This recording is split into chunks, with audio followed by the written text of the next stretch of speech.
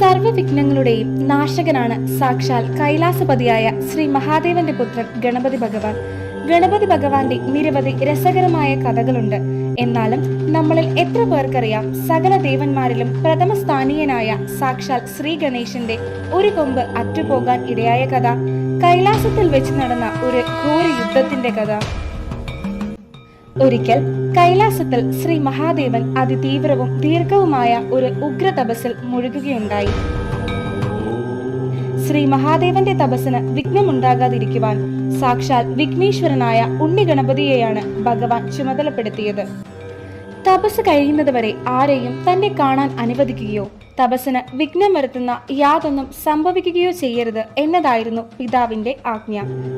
തന്റെ പിതാവ് നൽകിയ ചുമതല നിർവഹിക്കുവാനായി ബാലനായ ഗണപതി ഭഗവാൻ കൈലാസ കവാടത്തിൽ നിലയുറപ്പിച്ചു.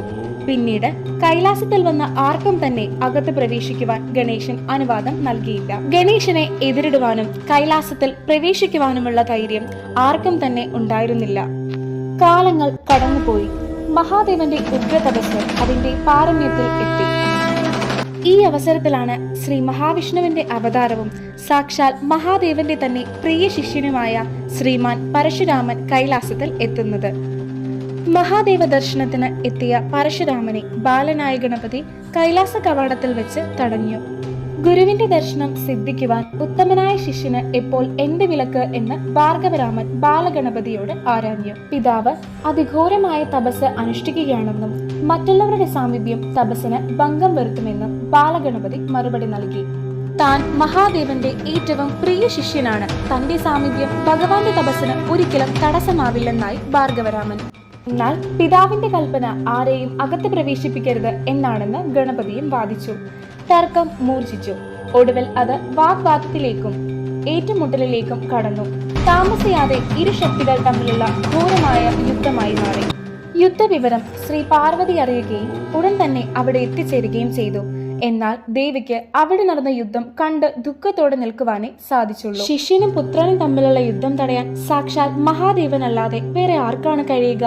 എന്നാൽ തപസ്സിൽ മുഴുകിയ ഭഗവാനെ ഉണർത്തുകയും സാധ്യമല്ല. യുദ്ധം 3 ലോകവും വിറകൊള്ളുമായി തുടർന്നു.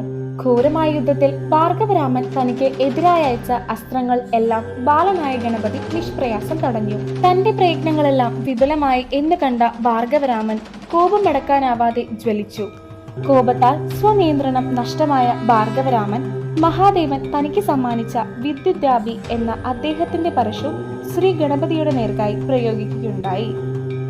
ഒരിക്കൽ സാക്ഷാൽ സുദർശന ചക്രം വരെ വിഴുങ്ങിയ ബാലഗണപതിക്ക് പക്ഷേ വിദ്യുദ്യാപി എന്ന പരശുവിനെ തടയുവാനായില്ല. ലക്ഷ്യം തെല്ലും തെറ്റാതെ വന്ന ആ മഴു ശ്രീ ഗണേശന്റെ കൊമ്പുകളിൽ ഒരെണ്ണത്തിൽ കൊണ്ടു. പരശുവിന്റെ പ്രഹരം ഏറ്റ മാത്രയിൽ ഉണ്ണി ഗണപതിയുടെ കൊമ്പ് അറ്റ് നിലത്ത് പതിക്കുകയുണ്ടായി. ഇത് കണ്ടുനിന്ന ശ്രീ പാർവതി ഓടിവന്ന് തന്റെ മകനെ വാരിയെടുത്തു. ഉഗ്രമായ രോക്ഷത്താൽ അഗ്നികണക്കെ ജ്വലിച്ച ദേവി പരശുരാമനെ ശപിച്ചു. മുന്നിൽ നിൽക്കുന്നത് ഒരു ബാലകനാണെന്ന് തിരിച്ചറിയാൻ പോലും സാധിക്കാത്ത ഭാർഗവരാമ, ഇനി മുതൽ ഒരിക്കലും നിനക്ക് ആവശ്യ സമയങ്ങളിൽ ശരിയായ തീരുമാനം എടുക്കാൻ ആവാതെ പോട്ടെ എന്നതായിരുന്നു ദേവിയുടെ ശാപം. അങ്ങനെയാണ് ശ്രീ മഹാഗണപതി ഭഗവാന്റെ ഒരു കൊമ്പ് പാതി മുറിഞ്ഞുപോയത്. ദേവിയുടെ ശാപം ഏറ്റുവാങ്ങിയ ഭാർഗവരാമന്റെ ജീവിതത്തിൽ ഉടനീളം ശാപം വേട്ടയാടുകയും ഉണ്ടായി. പിൻകാലത്ത് മഹാഭാരത കഥയിലെ ഏറ്റവും പ്രധാന സന്ദർഭങ്ങളിൽ ഒന്നായ കർണവധത്തിനും കാരണമായത് പരശുരാമന് ഏറ്റ ഈ ശാപത്തിന്റെ ഫലമായിരുന്നു.